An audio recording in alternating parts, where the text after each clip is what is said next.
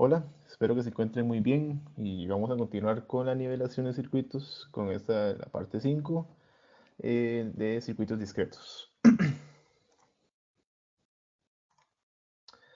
Vamos a continuar hablando de lo que son los semiconductores. Esta vez vamos a empezar con el tema de qué es y cómo opera un MOSFET.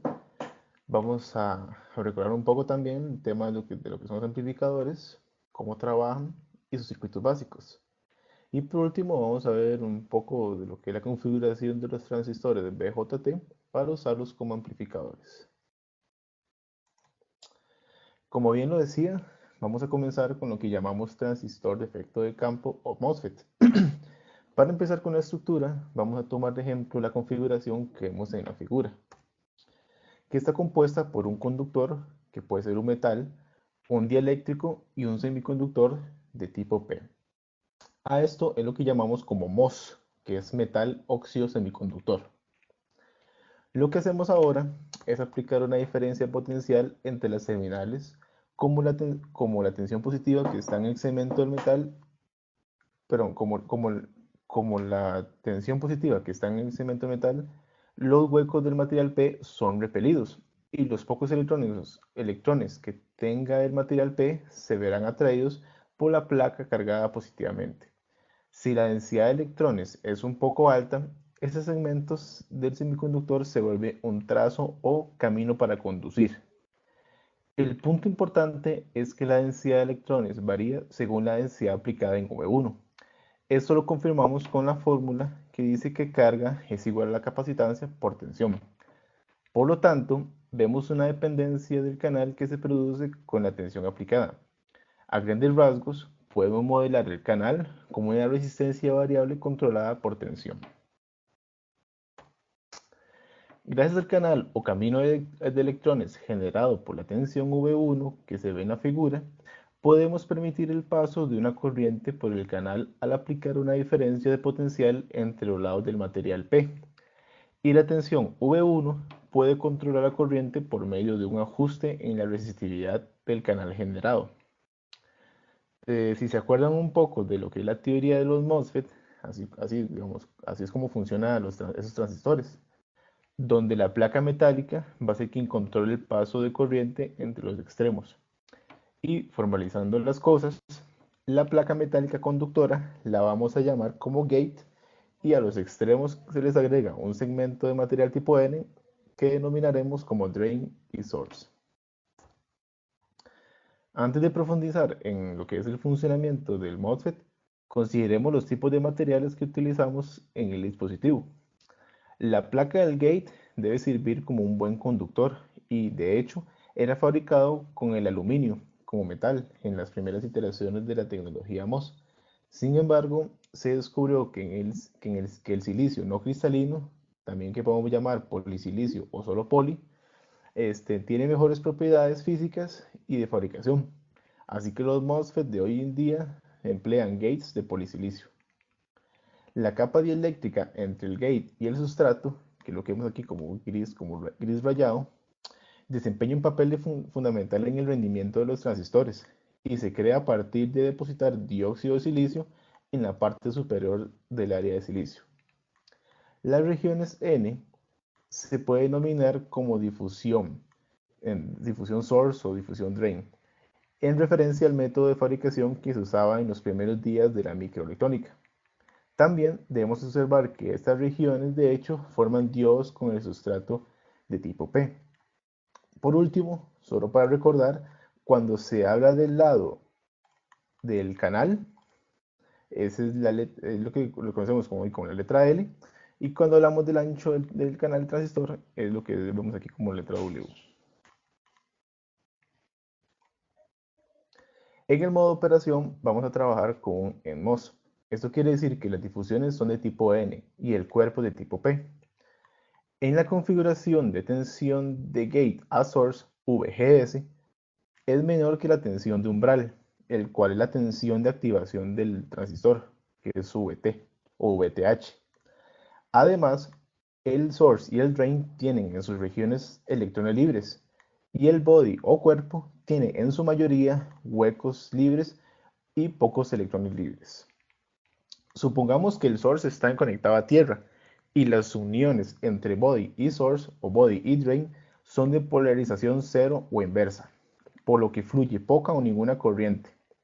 En ese estado decimos que el transistor se encuentra apagado y a modo de operación lo denominamos como corte. A menudo es conveniente decir que la corriente a través de un transistor en modo corte es cero, especialmente en comparación con la corriente a través de un transistor que se encuentra encendido. Sin embargo, esas pequeñas cantidades de corriente, llamadas también a veces corrientes de fuga, a través del transistor apagado, pueden llegar a ser importantes, especialmente cuando hablamos de transistores de miles de millones de transistores o billones de transistores en un chip. Para el siguiente modo de operación, la tensión de gate es mayor que la tensión de umbral. Gracias a esto, una región de electrones es formada y la llamamos como canal. Esta región conectada al source con el drain, esta región sí crea un canal conectando al source con el drain, creando una ruta conductora y encendiendo el transistor. Asimismo, podemos decir que el número de portadores y la conductividad del canal van en aumento con el voltaje del gate. Si llamamos la diferencia potencial entre drain y source como VDS, donde VDS va a ser igual a VGS menos VGD, podemos decir que si VDS es igual a 0, en otras palabras, VGS es igual a VGD, entonces no existe un campo eléctrico que tienda a empujar la corriente del drain al source. Pero cuando se aplica un pequeño potencial positivo al drain, la corriente IDS fluye a través del canal desde drain a source. Este modo de operación se denomina lineal, o a veces también llamado como resistivo, como óhmico, como triodo, no saturado o insaturado. Se destaca que la corriente aumenta con la tensión VDS, pero tiene un límite de aumento que vamos a ver a continuación. Si VDS es lo suficientemente grande como para que VGD sea menor que VT, el voltaje umbral, el canal ya no se invierte, sino que cerca del drain el canal tiende como a aplastarse. Sin embargo, la conducción todavía es producida por la deriva de electrones bajo la influencia del voltaje de drenaje positivo. A medida que los electrones llegan al final del canal, se inyectan en la región de agotamiento cerca del drain y se aceleran al drain. La región de agotamiento por aquello es una región que se hace debajo de la difusión. Por encima de esa tensión de drenaje, los identificadores de corriente se controlan solo por la tensión de la compuerta y dejan de verse afectados por el drenaje. Este modo se llama saturación. Acá lo que vemos es el comportamiento de corriente voltaje o IV del transistor, donde la imagen de la izquierda es el comportamiento del NMOS y el de la derecha es el del PMOS. Además tenemos lo que son las ecuaciones para cada una de las regiones del transistor, eso es para NMOS y para el PMOS, si no me equivoco, son iguales pero cambian ciertos signos. Y les quise poner otra imagen más descriptiva de la gráfica IV, pero con las zonas de operación del transistor NMOS. Bien, pasamos ahora a los modelos de pequeña y gran señal, donde recordamos que estos se usan para el análisis y diseño de transistores y se les analiza según la zona de operación en que se va a encontrar el transistor. En la región de saturación, el transistor actúa como una fuente de corriente controlada por voltaje y se usa el modelo que vemos en pantalla. Tengamos en cuenta que la corriente ID depende de VDS, por lo tanto no es una fuente de corriente ideal.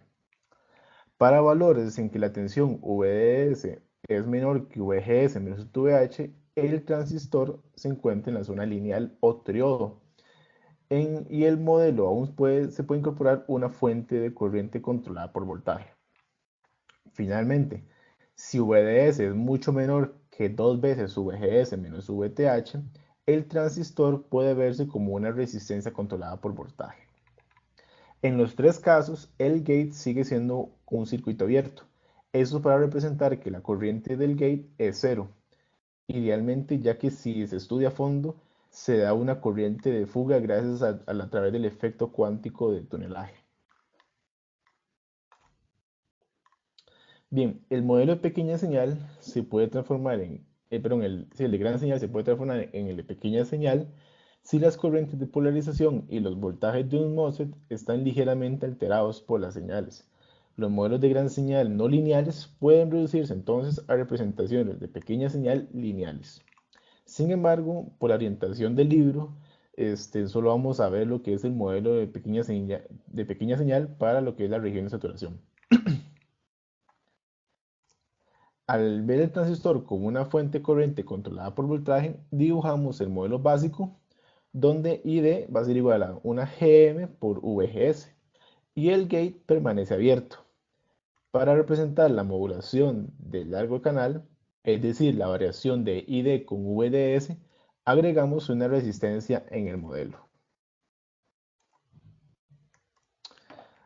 Pasado un poco al transistor ya, digamos, PMOS, lo que podemos obtener al usar las difusiones de material tipo P y el cuerpo tipo N, es decir, el transistor PMOS.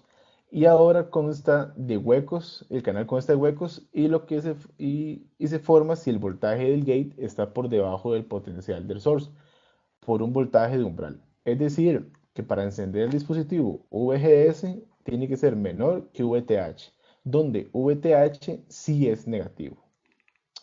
El transistor opera en la región lineal si la tensión del drain está cerca del potencial del source, acercándose a la saturación cuando VD cae a VG menos VTH, que es lo mismo decir que VG más el valor absoluto VTH. En la segunda figura se ilustra conceptualmente los voltajes de V-gate drain requeridos para cada región de operación del PMOS. Y decimos que si VDS de un dispositivo PMOS es suficientemente negativo, entonces se encuentra en saturación. Que corresponde a lo que vemos en la gráfica que antes vimos, donde tenemos la característica IV del transistor PMOS. Y esa es la región de saturación. Por eso si son muy negativos, entra la región de saturación y la parte lineal está aquí.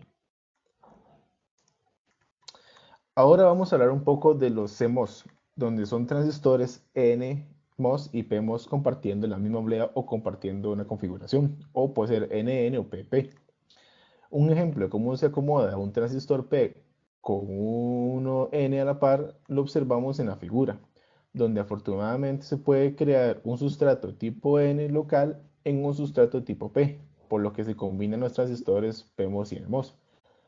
Un pozo de tipo N encierra un dispositivo PMOS, mientras que el transistor NMOS reside en el sustrato tipo P.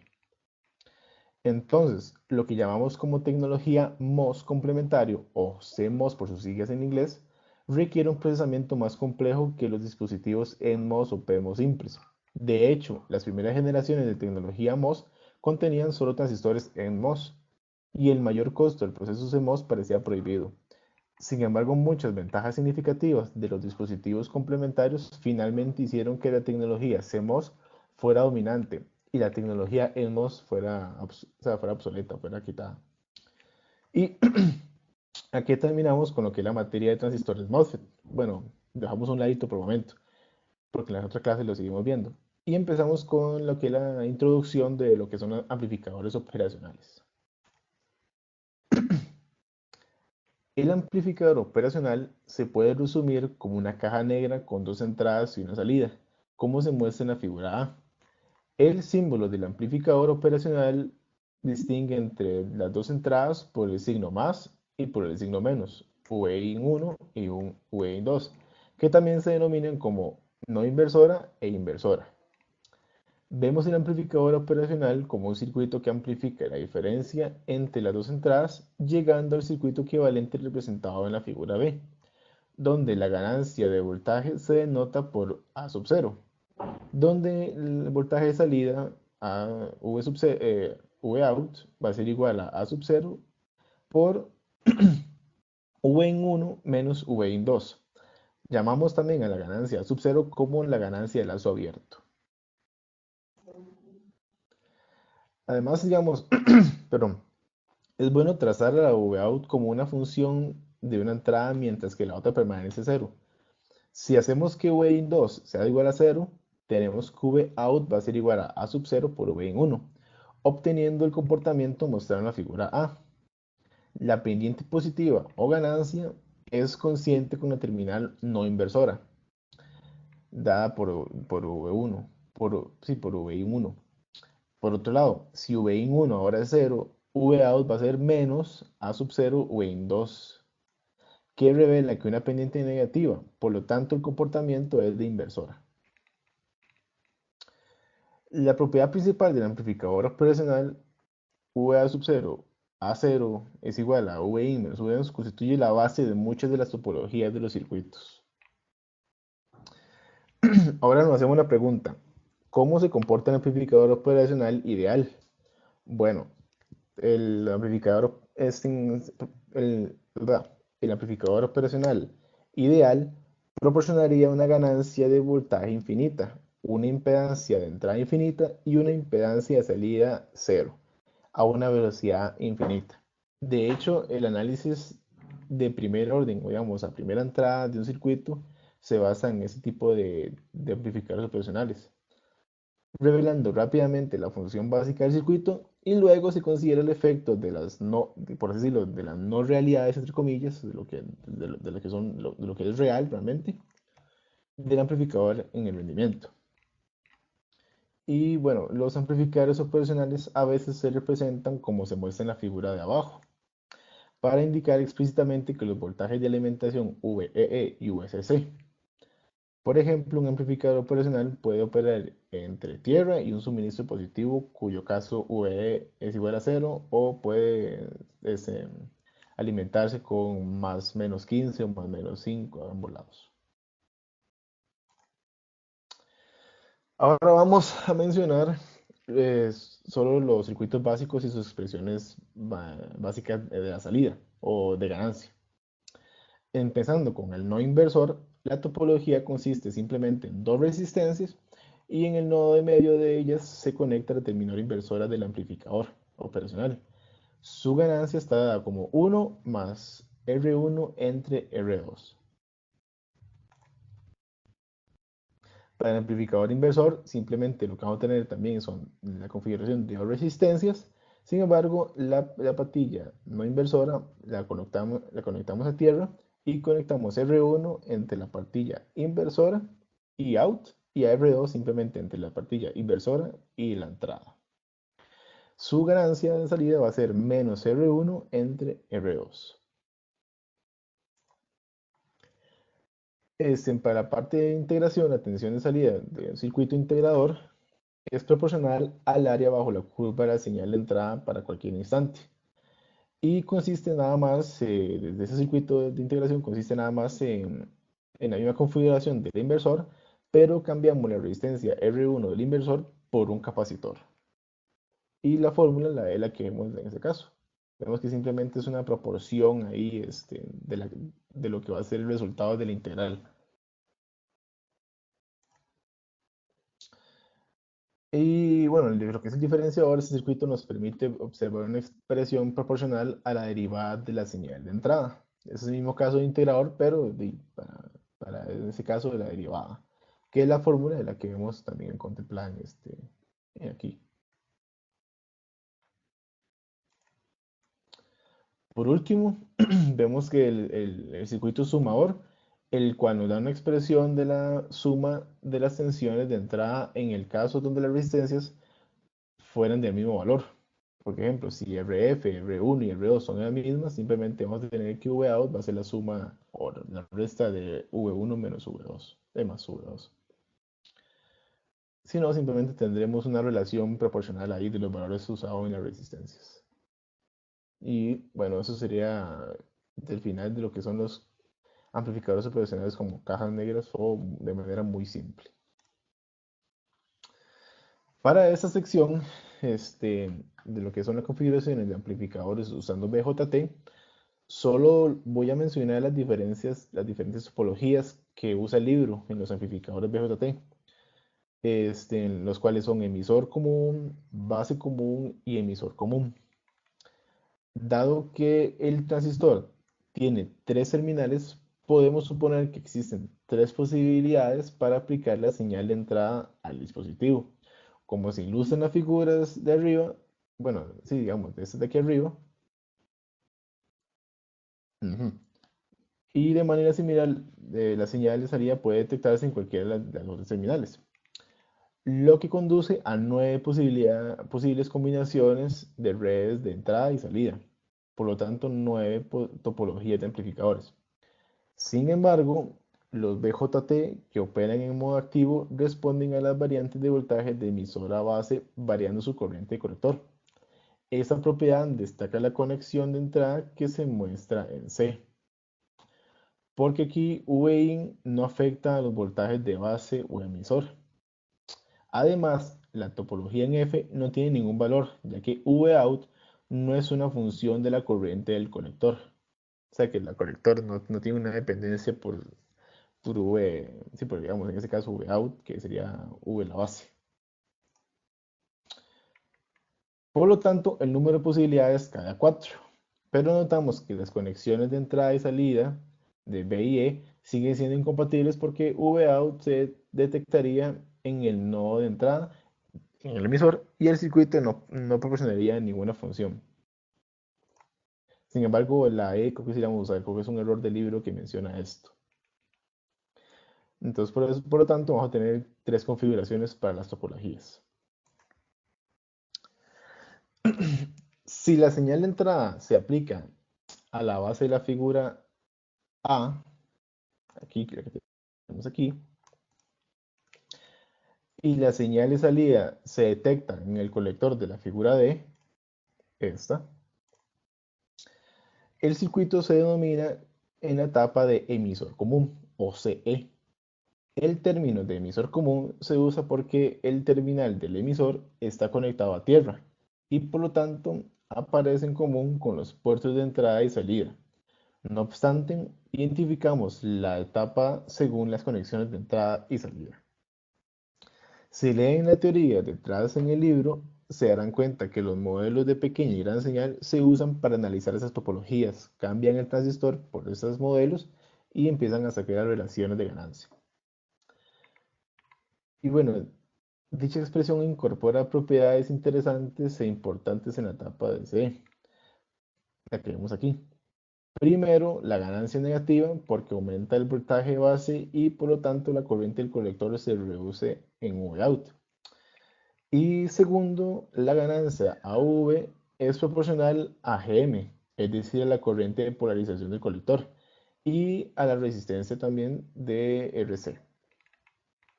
Se hace notar que la ganancia de tensión de esta etapa está limitada por la tensión de alimentación. Una mayor corriente de polarización del colector o un RC mayor requiere una mayor caída de voltaje en RC, pero esta caída no puede exceder de USC. USC es como el límite que puede tener el transistor. Y a partir de esa configuración se puede ver casos donde se agregan resistores en ciertas terminales o digamos, se analiza de otra forma. Y vamos a ver, pero vamos a ver.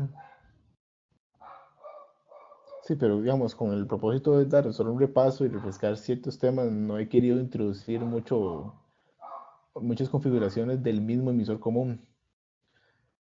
Entonces, lo que hice simplemente fue, para que vean, es que agregar esa tabla que se encuentra en la página 223 del Wasabi de la edición de 2013, donde lo que intentan es generar como un tipo de repaso de lo que se vio en la sección del emisor común. Pero lo que quiero resaltar en la figura que se ve en rojo es que dicha configuración es la más general que se usa en la topología de emisor común.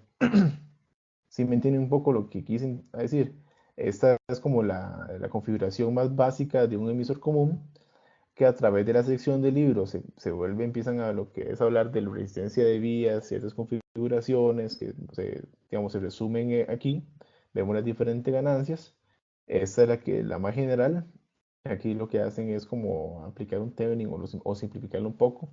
Pero igual, si quieren profundizar más en esta parte de transistores o lo que es emisor común, lo pueden leer en el libro, digamos. Aquí es lo que intentamos es simplemente hacer un resumen rápido. Bueno, ahora dirigimos nuestra atención a lo que es la topología base común CB. La entrada se aplica al emisor y a la salida se detecta en el colector. Al tener un voltaje adecuado, la base actúa como tierra en CA, por lo tanto, como un nodo común en los puertos de entrada y salida. Y si Vin aumenta en una pequeña cantidad delta V, la tensión de base emisor disminuye en la misma cantidad porque la tensión de base es fija. En consecuencia, la corriente del colector cae en Gm por delta V, lo que permite que Vout aumente en Gm delta V por Rc. Por lo tanto, suponemos que la ganancia de voltaje de señal, sí, la ganancia de voltaje en pequeña señal es igual a Gm por Rc. De igual forma, el libro empieza a ver varios casos de configuraciones, agregando resistencias en ciertas terminales, pero realizar el estudio detallado de eso requería es un poco más exhaustivo en comparación a los objetivos de esa nivelación. Y por eso, digamos, no agregué más. Y no pude encontrar un resumen de la topología que, digamos, como el anterior. Se los quedo debiendo. Bueno, otra importante topología, y la última, es el circuito, o sea, sí, es el circuito de seguidor de emisor, también llamado etapa de colector común. Por algo de comodidad, y porque me traba un poco, también podemos usar el término de seguidor nada más, para referirnos a lo que es el seguidor de emisor. Bueno, como se muestra en la figura, el seguidor detecta la entrada en la base del transistor y produce la salida en el emisor. El colector está atado a VCC y por lo tanto a tierra. ¿Cómo responde el seguidor en la figura a un cambio de Vin? Si Vin aumenta en una pequeña cantidad, la tensión del emisor de base tiende a aumentar, lo que aumenta las corrientes del colector y del emisor. La corriente de emisor más alta se traduce a una caída mayor en Re, por lo tanto, un Vout más alto. Desde otra perspectiva, si asumimos, por ejemplo, que Vout es constante, entonces VBE debe aumentar y también IE, lo que requiere que Vout suba. Y como Vout cambia en la misma dirección que Vin, esperamos que la ganancia de voltaje sea positiva. Además hay que tomar en cuenta que Vout siempre es más bajo que Vin. Es una cantidad igual a una cantidad, digamos, una diferencia igual a VBE. Y se dice que el circuito proporciona un cambio de nivel. Sin embargo, se ve más como un divisor de tensión. Y con eso terminamos esta sección de hoy y me queda de tarea averiguar o conseguir una tabla o resumen con todas las topologías, hasta las que no vimos, con sus diferentes ganancias, porque si no me equivoco, se usaba uno en discretos como formulario, pero no recuerdo si era hecho por uno o era hecho por el profesor.